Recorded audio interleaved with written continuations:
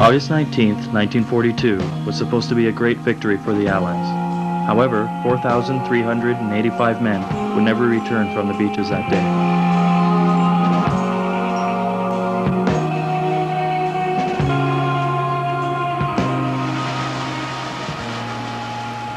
These waters are calm now, but early in the morning on the 19th of August, 1942, they were buzzing with anticipation.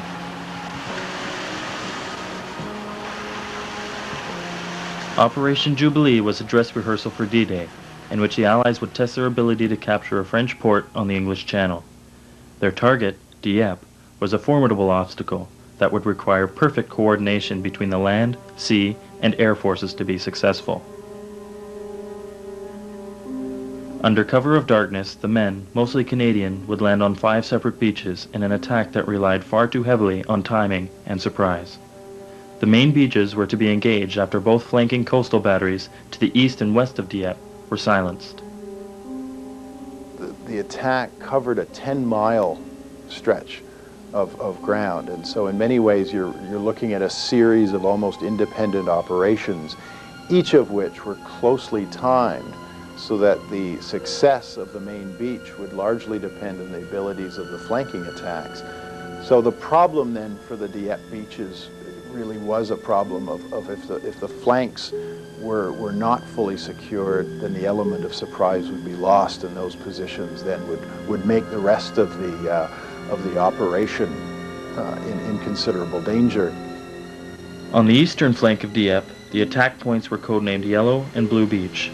Their mission was to silence the naval guns at these points. However, due to a hot reception and problems landing, these tasks were not accomplished as planned, and many casualties resulted.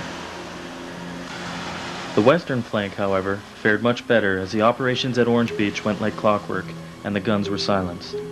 At Green Beach, despite a good landing, the men required support that would never come, and the attack floundered. The Germans were too prepared. Once you then moved onto the beach and immediately above it, you saw a series of barbed wire encasements holding machine gun positions that could quite easily sweep the beach with fire in very, very short order. So it was a very, very imposing set of defenses that the Canadians faced that day. Yet the attack at the main beaches commenced, with disastrous results. The German defenders would merely have had to man their guns. So many of their gun positions were clearly intended to sweep the beaches that it was not even a matter of aiming at Canadians or the British. It was a matter then of just simply following a series of fixed arcs, and that would have provided such an intense amount of fire that so many of the poor fellows on the main beaches, and as well as at Green and Blue beaches, would have simply died as a result of the strength of those German positions. So the cool efficiency, I suppose, is really a function of how well prepared the German defenses were. The attack on the main beaches of Dieppe was unsuccessful.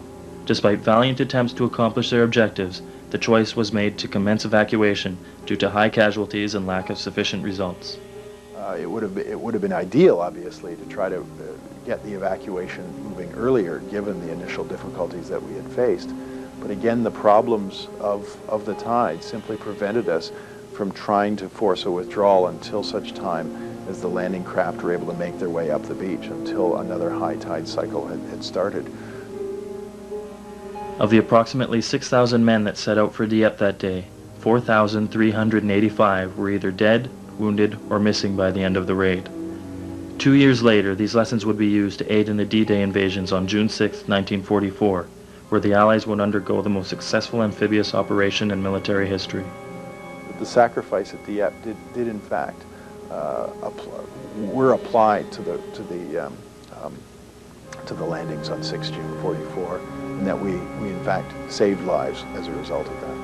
Whether or not, as I say, those lives at Dieppe could have been avoided is also a question that will keep the debate about Dieppe going for many years to come.